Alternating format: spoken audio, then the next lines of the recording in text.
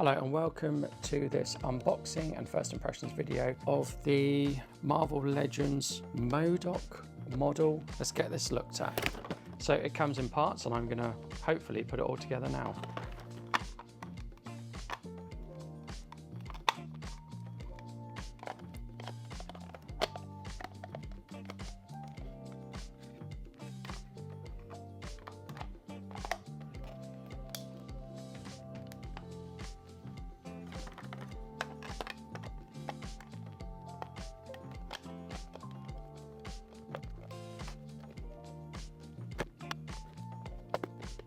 I've spent ages trying to get this to fit together and I can't get it to fit together. I even stopped the video.